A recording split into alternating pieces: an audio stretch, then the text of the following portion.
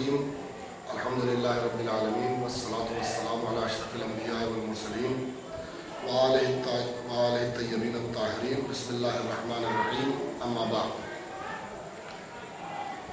آج ہمارے سامنے جو دو باتیں ہیں وہ کچھ اس عنوان سے ہیں کہ پہلا سوال یہ ہے کہ خود یہ محرم کیا ہے جو ہم دنیا میں دیکھ رہے ہیں کہ الگ الگ زبانوں میں الگ الگ طریقوں سے الگ الگ پوسٹرز پہ الگ الگ قوم کے نام سے الگ الگ لوگوں کے نام سے آ رہے ہیں لکھ کے کہ محرم محرم محرم۔ یہ آخر ہے کیا محرم؟ آیا کیا یہ محرم کسی فیسٹیول کا نام ہے، کسی اوکیزن کا نام ہے، کس چیز کا نام محرم ہے؟ سب سے پہلے بات جو آپ کے سامنے بتانی ہے وہ یہ ہے کہ محرم جو ہے وہ اسٹارٹنگ مہینہ ہے، شروع مہینہ ہے عربی کے سال کا، جسے ہم ہجری ایئرز کہتے ہیں۔ ہجری سے پہلے عام الفیل تھا، اس میں بھی محرم ہی اسٹارٹنگ مہینہ تھا، لیکن رسول صلی اللہ علیہ وسلم نے جب مکے سے مدینے کو ہجرت کی تو اس دن سے ہجری سال اسٹارٹ ہوا، اور اس کا بھی پہلا مہینہ محرم ہی رکھا گیا، مہینے وہی رکھے گئے، سال نیا ہو گیا، مہینے اپنی جگہ باقی رہے، پہلے مہینے کا نام محرم ہے۔ دوسری بات، محرم کو محرم کیوں کہتے ہیں؟ محرم کا مطلب ہوتا ہے ایسا مہینہ جس میں کچھ چیزیں حرام کی گئی۔ محرم وہ ان مہینوں میں سے ہے جس میں جنگ حرام کی گئی ہے۔ 4 مہینے ہیں اسلام میں جس میں آپ جنگ شروع نہیں کر سکتے، تو محرم کا یہ مہینہ جو ہے اس میں جنگ کرنا حرام ہے، اس لیے اس کو محرم، اس کا پورا نام ہے محرم الحرام، بعد میں اس کو محرم شارٹ فارم میں محرم۔ اس کی فضیلتیں بہت ہیں اس مہینے کی، اس میں جو ہے وہ پہلی دوسری تیسری چھٹی ساتویں سب کے روزے رکھنے کی بڑی فضیلتیں ہیں اور بڑے فضائل ہیں، اور جو روایتوں میں بیان ہو ادھر مجھے نہیں جانا ہے۔ اصل محرم کی ڈیفینیشن کیا ہے؟ دوسری چیز جو محرم اتنا مشہور ہے ہمارے بیچ میں، وہ کیوں مشہور ہے؟ اس لیے کہ سن 61 ہجری کی جب شروعات ہوئی محرم کے مہینے کی، امام حسین سن 60 ہجری کے رجب کے مہینے میں، جو کہ 6واں مہینہ ہوتا ہے عربی کے کیلنڈر کے حساب سے، عربک کیلنڈر کے حساب سے، اس 6th منتھ میں، اس 6ویں مہینے میں امام حسین نے مدینہ چھوڑا اور کوفے کی طرف گئے۔ کوفہ ابھی بھی ایک شہر ہے، تو تقریباً 1400-1500 یا 2000 سال بھی آپ کہہ سکتے ہیں، جو پرانا ہے، عراق میں شہر ہے۔ جب معاویہ مر گیا تو اس کے مرنے کے بعد یزید جیسا حاکم، یزید کی جب بات آئی تو کچھ باتیں میں آپ کے سامنے یزید کے عنوان سے عرض کر دوں کہ یزید کو معاویہ نے مرتے ہوئے وصیت کی تھی، معاویہ یعنی فادر آف یزید، اس نے مرتے ہوئے وصیت کی تھی کہ یزید دیکھو ظاہر جو اپنا رکھنا وہ دین جیسا رکھنا۔ جیسے ایک آدمی ہوتا ہے دیندار، نمازیں پڑھ رہا ہے، گناہگار ہے، لیکن سامنے سے اس پہ جو لیپ چڑھا ہوا ہے، سامنے سے اس پہ کور چڑھا ہوا ہے، وہ دین کا چڑھا ہوا ہے۔ اسٹیمپ جو لگی ہوا ہے، اسٹیمپ جو اس کے اوپر لگا ہوا ہے، جو مہر لگی ہوئی ہے، وہ دین کی لگی ہوئی ہے۔ ایسا کرنا کہ دین کا ظاہر رکھنا، ایسا کوئی کام نہ کرنا کہ مسلمان تم سے ناراض ہو جائے۔ اور دیکھو خاص وصیت جو تھی وہ یہ تھی، اور دیکھو حسین ابن علی سے کوئی مطلب مت رکھنا۔ یزید نے خلافت میں آتے ہی سب سے پہلے اپنے باپ کی وصیت بھلا دی۔ یزید شراب پیتا تھا، جو کہ اسلام میں منع ہے۔ یزید غلط طریقوں سے عورتیں رکھتا تھا، جو کہ اسلام میں منع ہے۔ دیگر وہ تمام کام جو یزید کرتا تھا، یہ سب خلاف دین، جو کام کھلے عام یزید کرے گا۔ اور دوسرا کام جو یزید نے کیا وہ یہ کیا کہ سن 60 ہجری میں امام حسین کے لیے لشکر بھیجا۔ 61 ہجری جب شروع ہوا مہینہ رجب میں، مولا کائنات رجب میں امام حسین جو ہے وہ نکلے وہاں سے مدینے سے۔ اس کے بعد جب 61 ہجری کے محرم کے مہینے میں یعنی شروعات میں ہی 2 تاریخ کو پہنچ گئے کربلا کے میدان میں، اس کے بعد وہ واقعہ جو آگے ابھی بیان ہوگا۔ اس کے بعد امام حسین کی شہادت کے بعد سن 62 ہجری میں یزید نے مسجد النبوی پہ چڑھائی کر دی، مسجد النبوی کو پامال کر دیا۔ مسجد النبوی اس جگہ کہتے ہیں جہاں رسول خدا کی قبر ہے، روضہ رسول کو پامال کر دیا۔ مسجد نبوی میں استوا بنوایا گھوڑے کا، اور 3 دن تک مدینے کی ساری عورتیں اپنے لشکر پر حلال کر دی، یعنی جو جس بھی عورت کے ساتھ چاہے جو بھی چاہے کر سکتا ہے. یعنی اس سے اوپن الفاظ میں، اس سے کھلے ہوئے لفظوں میں بات نہیں کر سکتا. یہ شرمناک واقعہ ہے کہ کسی شہر کی ساری عورتیں حلال کر دی جائیں، کہ عورتیں ہیں، شادی شدہ ہیں، کنواری ہیں، ہر طرح کی عورتیں حلال کر دی گئی. تیسرا واقعہ جو یزید نے کیا وہ یہ کیا کہ اس کے بعد اس واقعے کو کہتے ہیں واقعہ حرہ. واقعہ حرہ کے بعد خانہ کعبہ پہ چڑھائی کروائی. عبداللہ ابن زیاد عبداللہ کے بہانے، عبداللہ ابن زبیر کے بہانے، عبداللہ ابن زبیر کے بہانے خانہ کعبہ پہ چڑھائی کروائی. اور جب وہاں پر جنگ ہوئی اور عبداللہ ابن زبیر کا لشکر خانہ کعبہ کے اندر گھس گیا تو یزید کے لشکر نے خانہ کعبہ پر آگ برسوا دی. جبکہ مسلمانوں کے لیے کعبے سے بڑی کوئی چیز نہیں تھی، رسول کے مدفن، رسول کی قبر سے بڑی کوئی چیز نہیں تھی، مدینہ رسول سے بڑی کوئی چیز نہیں تھی. پہلا تو یہ یزید ہے. یزید جب حاکم ہوا تو امام حسین نے خروج، امام حسین نے قیام کرنا چاہا. کوفے سے خط پہ خط آ رہے تھے کیونکہ کوفے میں شیعوں کی تعداد کافی تھی. شیعہ یعنی ان کے چاہنے والے، امام حسین کے چاہنے والوں کی تعداد بہت زیادہ تھی. وہاں سے خط پہ خط آنے لگے. امام حسین نے اپنا ایک قاصد، اپنا ایک سفیر بھیجا، میسنجر بھیجا پتہ کرنے کے لیے کوفے کے حالات کیسے ہیں. اچھے خاصے لوگوں نے وہاں بیعت کی. امام حسین سفیر ان کے قاصد ان کے میسنجر کے ہاتھوں پہ، جن کا نام مسلم ابن عقیل تھا، مسلم ابن عقیل کے ہاتھوں پہ اچھے خاصے لوگوں نے بیعت کی.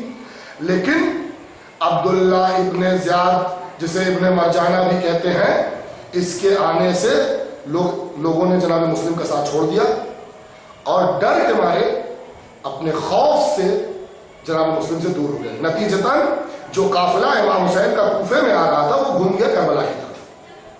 نتیجہ یہ ہوا وہ گھوم گیا کربلا کی طرف. کربلا اور کوفہ شہر ہیں، تھوڑی تھوڑی دور پر یہ الگ الگ شہر ہیں عراق میں. جب یہ قافلہ کربلا کے میدان میں پہنچ گیا تو اب یہاں پر یزید کا لشکر آیا جس نے امام حسین کو گھیرا.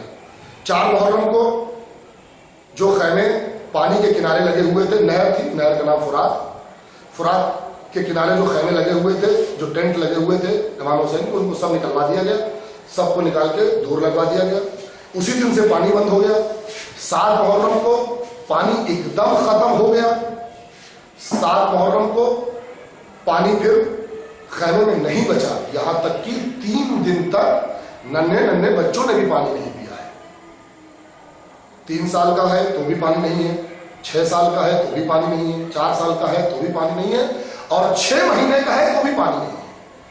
اب جب کربلا، اب جانتے ہیں عراق کا ٹمپریچر، سعودیہ کا ٹمپریچر، یہ ٹمپریچر ان کے بہت ہائی ہوتے ہیں. اس گرمی میں جب پانی نہیں ملے گا 3 دن تک تو ماؤں کے دودھ خشک ہو گئے ہیں. زندہ کیسے ہیں یہ لوگ؟ یہ کرشمہ ہے، ورنہ 3 دن میں آدمی کو ختم ہو جانا چاہیے اس ٹمپریچر. یہ کرشمہ ہے، یہ لوگ زندہ کیسے ہیں؟ لوگ امتحان پہ امتحان دے رہے ہیں. ایک آدمی شہید ہو رہا ہے، ایک آدمی شہید ہو رہا ہے، حملہ ہو رہا ہے، شہید ہو رہا ہے، شہید ہو رہا ہے، شہید ہو رہا ہے، یہاں تک کہ امام حسین خود بھی شہید ہو گئے. وہاں سے جب امام حسین شہید ہو گئے تو ان کے گھر والوں پر حملہ کیا گیا فوج کے ذریعے. پوری فوج گھر پہ حملہ ور ہو گئی، ان کے ٹینٹس، ان کے خیموں پر حملہ ور ہو گئے، ان کے گھر جلا دیے گئے، ان کے سر سے چادریں چھین لی گئی. آپ جانتے ہیں کہ اسلام میں پردہ جو ہے وہ ایک بہت بڑا کنسپٹ ہے اسلام کا. اور جب کنیز بنائی جاتی تھی عورتیں، جب غلام بنائی جاتی تھی تو ان کو پردے کا حق جاہلیت کے زمانے میں نہیں دیا جاتا تھا. وہ کام کیا گیا ہے رسول کی اولاد کے ساتھ، جناب زینب کے ساتھ، جناب ام کلثوم کے ساتھ، جناب سکینہ کے ساتھ، جناب رقیہ کے ساتھ، جناب ام لیلہ کے ساتھ. یہ سب رسول کے گھر کی عورتیں ہیں جہاں سے پردہ شروع ہو رہا ہے. ان کے پردے چھین لیے گئے، ان کو مارا گیا، ان کو ستایا گیا. ان کو ایک شخصیت ہے وہاں پر جسے کہتے ہیں علی ابن الحسین، یعنی چوتھے امام حسین کے بیٹے. ان کی طبیعت خراب ہے، شب عاشور میں بخار ہے. عاشور کا دن آیا ہے، انہیں بخار ہے. باپ شہید ہونے کے لیے جا رہا ہے، انہیں بخار ہے. اتنا بخار ہے کہ اپنی جگہ سے اٹھ نہیں سکتے ہیں. اس کے باوجود ان کا بستر کھینچ لیا گیا، ان کے خیمے میں آگ لگا دی گئی. جو انہیں مارا گیا، پیٹا گیا، وہ سب داستانیں، وہ سب مسائل جو گزرے ہیں ان کے اوپر، وہ پیش کر. اب یہاں سے مہم چلتی ہے کربلا کو بیان کرنے کی. جب ان کو گرفتار کر لیا گیا اور گرفتار کر کے در بدر پھرایا جانے لگا کہ دیکھو اگر یزید کے خلاف کوئی کھڑا ہوگا، یہ اس لیے پھرایا جا رہا تھا کہ تاکہ لوگ دیکھیں کہ اگر یزید کے خلاف کوئی کھڑا ہوگا تو اس کا حشر کیا ہوگا، لوگ ڈرے، خوف پیدا ہو. لیکن یہ گھرانہ، یہ خاندان، یہ لوگ ڈرنے والے نہیں تھے.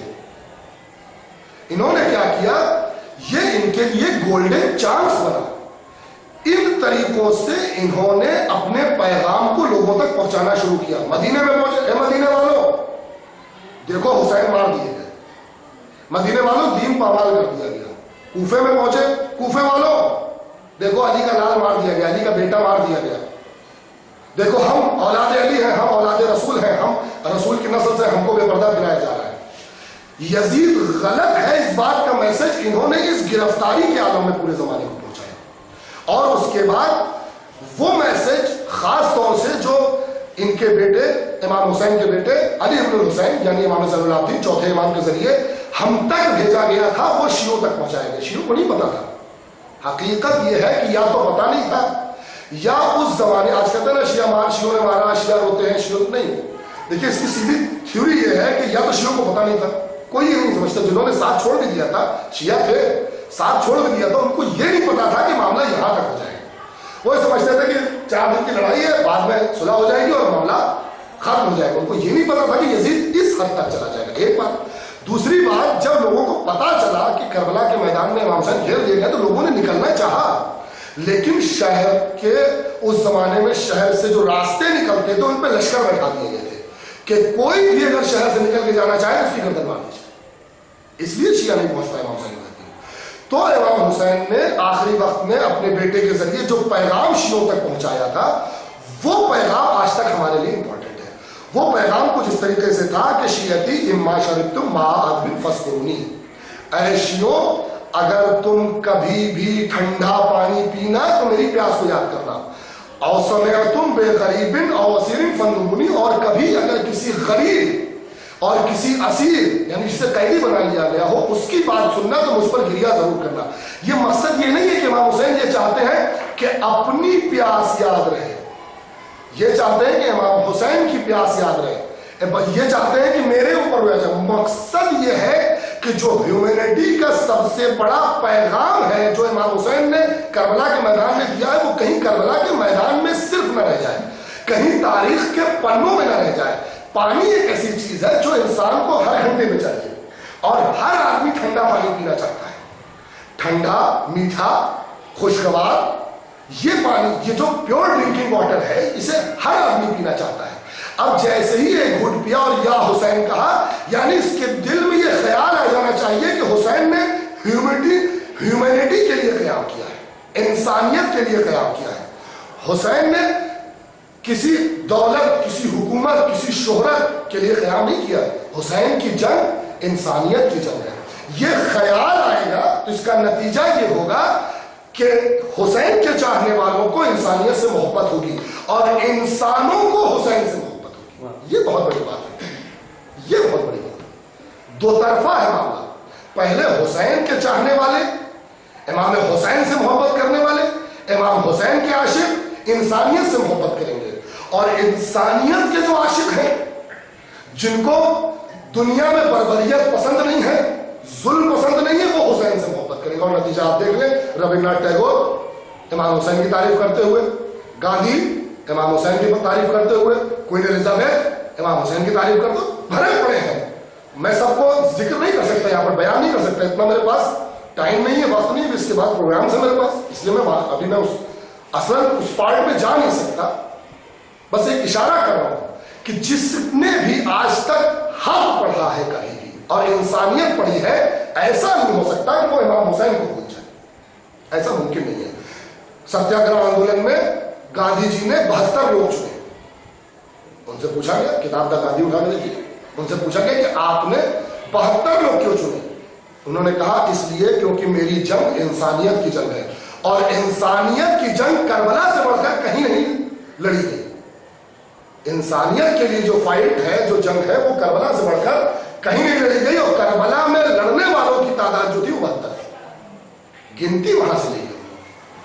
تو ایک تھیم دیا ہے امام حسین نے. دوسری جو تھیم ہے یہاں پر محرم کے حوالے سے کہ امام حسین نے جو قربانی دی ہے یہ امام حسین نے سکھایا ہے کہ خود کو خدا کے لیے وقف کرو، اس کے لیے وقف کرو جس کے لیے وقف کرنا چاہیے۔ انسان کا کیا ہے؟ انسان جس کے لیے خود کو وقف کرتا ہے، کس کے لیے خود کو اپنا سب کچھ قربان کرنے کے لیے تیار ہے؟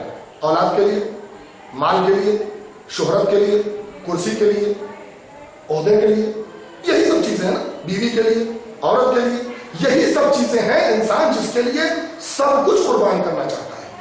لیکن ان میں سے کوئی بھی ایسی چیز نہیں ہے جو اس کے مرنے کے بعد اس کو یاد رکھے۔ یہ بہت بڑا مسئلہ ہے۔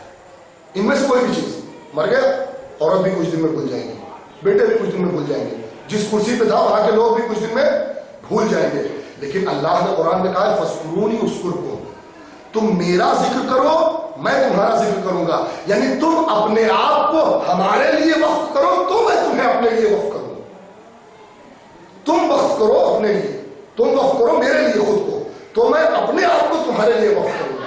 یعنی پھر جہاں بھی میرا ذکر ہوگا، جہاں بھی میرا نام لینے والے ہوں گے وہاں تمہارا نام لینے والے باقی رہیں گے۔ آج جو امام حسین کا ذکر کونے کونے میں ہو رہا ہے صرف اس لیے کہ جب یزید جیسے حاکم کے ہاتھوں، یزید جیسے بادشاہ کے ہاتھ پورا اسلام تباہ ہونے والا تھا، اسلام کا نام و نشان مٹنے والا تھا، اس وقت امام حسین نے خدا کے نام کو بچایا ہے، تکبیر کو بچایا ہے، انسانیت جو بچائی ایک طرف، اسلام جو بچایا وہ ایک طرف۔ جب امام حسین نے اسلام بچایا تو اللہ نے امام حسین کے نام کو پھر 1400 سال تک ویسے ہی زندہ رکھا، اور یہ ہمارے لیے بھی ہے۔ آپ یہی مثال لے لیں، جو شخص پرماننٹ جس کے پاس دولت ہے، کھا رہا ہے پی رہا ہے دنیا سے چلا جا رہا ہے، کتنے دولت والے دنیا سے چلے گئے کون یاد کرتا ہوں؟ کوئی میں نے نہیں دیکھا کسی ایسے دولت والے کو جس نے کبھی کسی کی مدد نہ کی، بس اپنا اپنا سوچا ہو، اس کے بعد کسی نے اس کو مرنے کے بعد کسی نے اس کو یاد کیا ہو۔ نہیں، یاد اسے کیا جاتا ہے جو اپنی دولت دوسروں کے لیے استعمال کرتا ہے، جو اپنی دولت دوسروں کے لیے استعمال کرتا ہے۔ اللہ، یہ نظام ہے اللہ کا، یہ قانون ہے اللہ کا کہ جب اس کی دولت دوسروں کے لیے استعمال ہوتی ہے تو پھر اللہ دوسروں کے دل میں اس کی محبت ڈال دیتا ہے۔ آپ یہی مثال دیجیے، آپ جس امام بارگاہ میں آج بیٹھے ہوئے ہیں، نظام ہے، اللہ نے یہ قانون بنایا ہے کہ اگر تم اس کے لیے کام کرو گے تو اللہ تمہاری محبت لوگوں کے دلوں میں ڈالے گا، تاکہ جیسے جیسے اللہ کا نام زندہ رہے، جیسے جیسے توحید زندہ رہے، جیسے جیسے اسلام زندہ رہے، ویسے ویسے آپ کا نام زندہ رہے۔ آپ مثال دیکھ لیں، میں نے ابھی کہا نا کہ جو اپنا مال دوسروں کے لیے خرچ کرتا ہے وہ زندہ رہتا ہے۔ ابھی آپ مثال لے لیں، جیسے امام باڑے وہاں بیٹھے ہوئے ہیں، یہ مولا محسن کا امام باڑا ہے۔ اگر یہ بہت پیسے والے تھے، بہت مالدار تھے، اگر یہ اپنا سارا مال کھا کے یہیں عیش کر کے ایک محل بنواتے، اس میں عیش کرتے ہیں، چلے جاتے دنیا سے، یہ تو ہو سکتا تھا کہ وہ محل جو ہے وہ ٹورسٹ پلیس بن جاتا، یہ ہو سکتا تھا کہ وہ Mahal archaeological survey of India میں آ جاتا، یہ ہو سکتا تھا کہ یہ محل جو ہے وہ لوگ دیکھنے کے لیے اس کو آتے، ٹکٹ دیتے، پیسہ دیتے، کیوں بڑا خوبصورت بنا ہے صاحب، لیکن انہیں نہیں یاد رکھا جاتا، انہیں نہیں یاد رکھا جاتا۔ ٹھیک ہے، تھے، انہوں نے بنوایا، رہے، چلے گئے، جانے کتنے بادشاہ ہندوستان میں آئے، دیکھا داکھا، چلے گئے، چلے گئے نا، لیکن کوئی نتیجہ نہیں نکلا اس کا، آنے جانے کا کوئی نتیجہ نہیں ہے۔ نتیجہ اگر چاہیے تو اللہ نے جو نعمتیں دی ہیں، اب یہ مال سے تھوڑا اس کو بڑھاتے ہیں، اس کا مال سے اس کو اور بڑا کرتے ہیں اس موضوع کو، جو نعمتیں اللہ نے دی ہیں، آپ کو جن نعمتوں سے نوازا ہے، جو بھی چیزیں اللہ نے آپ کو عطا کی ہیں، وہ تمام چیزیں اللہ کی راہ میں وقف کر دیجیے۔ کسی کے پاس آنکھ ہے، آنکھ اللہ کی راہ میں، کان ہے، کان اللہ کی راہ میں، بول سکتا ہے تو اللہ کی راہ میں بولے. بولنا کمال نہیں ہے. ایک آدمی ہے بہت اچھا اسپیکر ہے, چورن بیچتا ہے, کتنے دن یاد کیا جائے, چورن بیچتا ہے, بہت اچھا اسپیکر ہے, چورن بیچتا ہے. آپ بس پہ چڑھا لیتے کیا ہوتا ہے, یہ چورن ہے وہ چورن ہے, پیٹ درد سر درد, اور لوگ لے بھی لیتے ہیں, لیکن کتنے دن, یہ اس کی بقا کتنے دن ہے, یہ چلے گا کتنے دن, نہیں یہ نہیں چلے گا. لیکن یہی وائس, یہی آواز جب ایسی آواز سے لگ جائے گی, ایسی آواز کے ٹچ میں آ جائے گی جو کبھی نہ ختم ہونے والی ہو, تو یہ بھی آواز باقی رہے گی. میں نے دن کی مجلس میں, دن کے پروگرام میں ایک مثال دی تھی کہ ایک گلاس پانی ہے, اسے میں نے پی لیا, ایک گلاس پانی کو میں نے پی لیا, یہ پانی ختم ہو گیا, میرے اندر چلا گیا پانی ختم. لیکن یہی ایک گلاس پانی اگر میں نے ہگلی ریور میں ڈال دیا, دریا میں ڈال دیا, تو جب تک یہ سمندر, جب تک ہگلی ریور ہے زمین پر, جب تک یہ دریا زمین پر بہ رہا ہے, وہ ایک گلاس پانی باقی ہے. اگر آپ کو یہ چاہیے کہ میرا مال تب تک باقی رہے, میری زندگی تب تک باقی رہے, میرا نام تب تک باقی رہے, میرا لکھا ہوا تب تک باقی رہے, جب تک یہ دنیا ہے تو اس کو دیجئے, اس کی راہ میں دیجئے جس نے اس دنیا کو بنایا ہے, جو کبھی ختم ہونے والا نہیں. تو یہ دو باتیں. تیسری بات جو آپ کے لیے بیان کرنا ہے, آپ کی خدمت میں عرض کرنا ہے, وہ یہ کہ جب یہ تو باتیں ہو گئی محرم اور عزاداری, تو وہ جو پروگرام, وہ جو ہدف لے کر جناب زینب جو کہ امام حسین کی بہن تھی, اور جناب عابد بیمار جو کہ ان کے بیٹے تھے جناب امام سجاد علیہ السلام, چوتھے امام علی اکبر حسین علیہ السلام, یہ جو وہاں سے چلے تھے, اس ہدف کو آج تک ہم نے عزاداری کی شکل میں زندہ رکھا ہے. یہ انہی کا صدقہ ہے, انہی کا دیا ہوا ہے, ہمارے پاس کیا ہے. لیکن ہم نے کوشش یہ کی ہے کہ یہ مقصد ہمیشہ زندہ رہے. ہم نے کوشش یہ کی ہے کہ جو اصل مقصد تھا وہ مقصد کبھی ختم نہ ہونے پائے, کیونکہ وہ مقصد اگر ختم ہو گیا تو پھر دنیا میں نہ اسلام رہے گا نہ انسانیت رہے گی, سب ختم ہو جائے گا, کوئی بھی چیز باقی نہیں رہ جائے, کیونکہ وہ اصل مقصد ہے. اب تیسری بات کیا آتی ہے صاحب, تو پھر یہ بتائیے کہ وہ تو کیسے بھی ہو سکتی تھی, کسی بھی طریقے سے ہو سکتی تھی, کیا پریشانی, آپ گھر میں رہتے, پروگرام کرتے رہتے, یہ اتنے بڑے بڑے امامباڑے بنوانے کی کیا ضرورت تھی. اتنا بڑا امامباڑا یہاں لکھنؤ میں 2 امامباڑے, چھوٹا امامباڑا, بڑا امامباڑا, اور امامباڑے تو بہت ہے لکھنؤ میں, بہرحال 2 بہت مشہور ہے, چھوٹا امامباڑا, بڑا. حیدرآباد کے نواب کا امامباڑا ہے, اور بڑے مشہور ہے صاحب. کیوں, وجہ کیا ہے, یہ اتنا بڑے بڑے امام بارگاہ کیوں بنائے. دیکھیے, کسی بھی چیز کی امپورٹنس اگر زیادہ ہو, کسی بھی چیز کی آپ کی نظر میں امپورٹنس بہت زیادہ ہے. شاہجہاں کی نظر میں اپنی بیوی کی امپورٹنس بہت زیادہ تھی. کیا کیا اس نے, پورا تاج محل بنوا کے کھڑا کر دیا. اگر آپ کی نظر میں کسی بھی چیز کی امپورٹنس ہے تو آپ یہ چاہتے ہیں کہ اس چیز کو چاہے جیسے ہو سکے آگے سے آگے بڑھایا جائے, بڑا سے بڑا بنایا جائے. کہیں ہم ٹینٹ لگا کے پروگرام کر رہے ہوتے, کہیں ہم اس طرح کی چیزیں کر رہے ہوتے, تو ہر جگہ نام امام حسین کا نہ آتا. آج جو بڑے امام باڑے بنے ہوئے ہیں, جو چیزیں لوگ دیکھنے کے لیے آ رہے ہیں, تو کم سے کم یہ پوچھنے پر مجبور ہے نا کہ یہ امام باڑا ہے, یہ ہے کہ امام بارگاہ یعنی کیا. امام تو آپ جانتے ہیں, امام یعنی رہبر, رہنما. بارگاہ یعنی اس کا گھر, اس کی جگہ, اس کا آستانہ, اس کا مرکز, جہاں وہ رہتا ہو, جو جگہ اس سے منسوب کی گئی ہے, اس کو دی گئی ہے یا اس کی اپنی ہے, اسے کہتے ہیں امام بارگاہ. یعنی امام, جہاں ہم امام کی خدمت میں آ رہے ہیں. کنسپٹ یہ ہے کہ یہ عزاخانے جو ہیں وہ حسین کی یاد دلاتے رہیں گے سال بھر. محرم سال میں 1 بار آئے گا, 1 بار یاد دلائے گا, لیکن یہ عزاخانے پورے سال کھڑے رہیں گے. جب یہ پورے سال کھڑے رہیں گے, پورے سال لوگ اسے دیکھیں گے, تو سب کے دماغ میں یہ سوال آئے گا, یہ اتنی بڑی عمارت کس لیے بنائی گئی ہے. تو اتنی بڑی عمارت کس لیے بنائی گئی ہے, امام حسین کے لیے بنائی گئی ہے. امام بارگاہ ہے, امام حسین کے لیے بنائی گئی ہے. امام حسین کون تھے, اور پھر وہ پوری داستان شروع ہو جائے گی کہ ظلم کے خلاف کھڑے ہوئے, اور پھر انسانیت کے لیے کھڑے ہوئے, انسانیت کی حمایت میں کھڑے ہوئے. تو ہمیں چاہیے کہ ہم انسانیت کی حمایت کریں. تو دو تین چیزیں ہیں یہاں پر. اور دوسرے وہ خاص ہمارے پلگرمز ہیں, ہمارے وہ پلگرمیج ہیں جنہیں ہم کہتے ہیں کربلا, نجف, سامرہ, کازمین. یہ جو ہے وہ ہماری زیارت گاہیں ہیں. زیارت گاہیں کیوں ہیں؟ کیونکہ یہاں پر یہ لوگ دفن ہیں. کربلا میں امام حسین اور دیگر جو لوگ بھی شہید ہوئے کربلا میں, وہ لوگ دفن ہیں. نجف میں کون دفن ہے؟ سب سے پہلے خلیفہ حضرت علی علیہ السلام.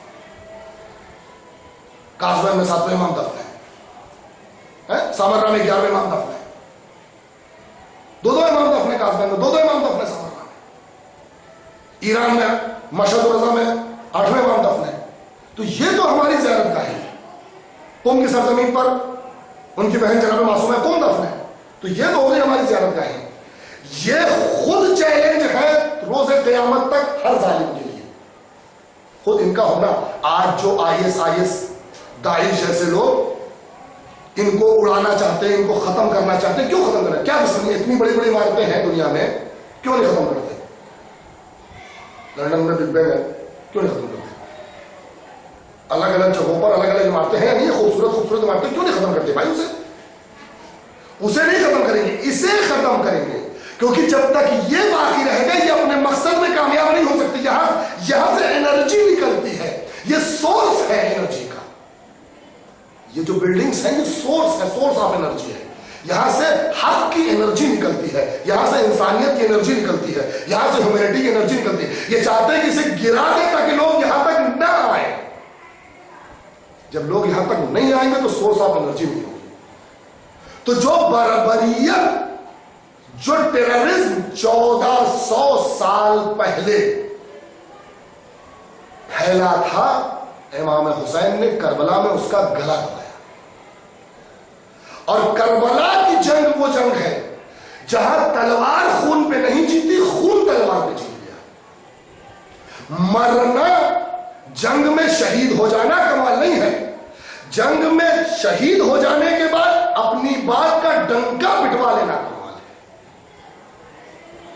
امام حسین نے اپنی بات کا ڈنکا پٹوایا ہے عالم سے, پوری کائنات سے. امام حسین نے اپنی بات کا ڈنکا پٹوایا, میں حق ہوں. آج ہر آدمی کہہ رہا ہے کہ وہ حق ہے, یزید غلط تھا, ہر آدمی یہ کہہ رہا ہے. تو یہ جو بربریت, یہ جو ٹیررزم ہوا, اس کا جو سب سے پہلا آفس ہے اس وقت ہمارے پاس, وہ ان کی قبر مطہرہ ہے. سب سے پہلا آفس یہ تو امام باڑی جو بھی آپ کے سامنے عرض کیا, سب سے پہلا آفس, سب سے پہلی جگہ جو ہے وہ ان کی قبر. اینٹی ٹیررسٹ پلیس جو ہے, سب سے پہلی جگہ جو ہے وہ. پھر یہ کیا ہے؟ یہ سب برانچ آفیسز ہو گئے ہیں ہمارے لیے. یہ سب چیزیں جو ہے ہمارے لیے ساری امام بارگاہ ہیں, یہ اینٹی ٹیررسٹ برانچ آفس ہے. کیوں؟ کیونکہ جس جگہ پر بھی مظلوم کی حمایت کی بات کی جائے, ٹیررزم کے خلاف بات کی جائے, وہ ٹیررزم کے نقصان میں جاتی ہے, وہ اینٹی ٹیررزم ہے. اور ہمارا اصل جو ہے وہ عراق میں ہے, مثلا امام حسین کی قبر ہے. تو چونکہ وہ اصل ہے تو یہ برانچ آفس ہے, وہ ہیڈ آفس ہے, یہ برانچ آفس ہے. تو پھر یہ پروگرامز کیا ہے آپ کے؟ سوال ہے نا بھائی, کہ پھر یہ آپ کے پروگرام کیا ہے؟ یہ پروگرام جو ہمارے وہ اینٹی ٹیررسٹ ڈیمانسٹریشن ہے. یہ پروسیشن ہے کس کے خلاف؟ ٹیررسٹ کے خلاف. یہ ڈیمانسٹریشن ہے بربریت کے خلاف, ظلم کے خلاف. چاہے وہ IS ہو, چاہے وہ ہندوستان کے وہ قومیں ہوں جو جات کے نام پر, دھرم کے نام پر لوگوں کا خون بہا رہی ہے, لوگوں کو نقصان پہنچا رہی ہیں. کسی بھی, مجھے کسی پولیٹیکل پارٹی سے کوئی مطلب نہیں ہے, کوئی بھی ہو جو دین, مذہب, جات کے نام پر لوگوں کا خون بہا رہی ہے, وہ سب ٹیررسٹ ہیں. چاہے مسلمان ہو, چاہے ہندو ہو, چاہے مسیحی ہو, چاہے یہودی ہو, کوئی بھی, کرسچن ہو, جیوز ہو, کوئی بھی, وہ انسانیت کے دشمن ہے. جو انسانیت کا دشمن ہے وہ ٹیررسٹ ہے. اور یہی وجہ ہے, میں چیلنج سے اس بات کو آپ کی میڈیا کے سامنے کہہ رہا ہوں, آپ اسے دکھائیں دنیا کو کہ آج تک ہزاروں ٹیررسٹ پکڑے گئے, ہزاروں ٹیررسٹ مارے گئے, لیکن کہیں بھی کسی شیعہ کا نام کسی ٹیررسٹ لسٹ میں نہیں کہ فلاں ٹیررسٹ پکڑا گیا وہ شیعہ تھا. جبکہ ہم بھی تو مسلمان ہیں, ایسا تو نہیں کہ ہم مسلمان نہیں ہیں, ہم بھی تو لا الہ الا اللہ کہتے ہیں, ہم بھی تو محمد رسول اللہ کہتے ہیں. کوئی شیعہ پکڑا گیا ہو جو نیکسلائٹ ہو, بتائیے مجھے. कोई शिया पकड़ा गया हो जो माओवादी हो, आपको शीइज्म, अगर शिया है, अगर उसके शीइज्म समझ में आ गई है, तो फिर वो दुनिया में जुल्म नहीं कर सकता, मजलूम हो जाएगा। दो डंडे खा लेगा लेकिन किसी को दो डंडे मारेगा नहीं, क्योंकि हमको दर्स नहीं मिला है। तो बात आपके लिए आखिर में जमा कर देता हूं कि मुहर्रम हमारे लिए दर्स का महीना है। हम मुहर्रम के महीने में दर्स लेते हैं। किस चीज का दर्स? इंसानियत का दर्स। सबसे पहले इंसानियत का दर्स, उसके बाद अपने दीन इस्लाम का दर्स, और उसके बाद ये इमाम बारगाहें जो है ये बनाई गई हैं इसलिए ताकि यहां पर मुहर्रम और दीगर प्रोग्राम्स किए जा सके, ताकि हम यहां से इंसानियत को जिंदा कर सकें। ये इमाम बारगाहें हमारे लिए बहुत इंपॉर्टेंस रखती हैं। ये महीना हमारे लिए बहुत इंपॉर्टेंस रखता है। क्यों? क्योंकि हमारा वजूद ही मुहर्रम के लिए है। हमारा वजूद ही मुहर्रम के लिए है। हम जमीन पर आए हैं तो हुसैन का पैगाम दुनिया में आम करने के लिए। हमारा मकसद है हुसैन का पैगाम दुनिया में आम करना। जब तक, ये तो बात बहुत वाज़ेह सी है, बहुत समझदारी वाली, आसानी से समझ में आ जाने वाली बात है कि जिस चीज का जो मकसद है अगर वो पूरा नहीं हो रहा है तो फिर वो चीज बेकार है। अगर मोबाइल का मकसद बात करना है और वो पूरा नहीं हो रहा है तो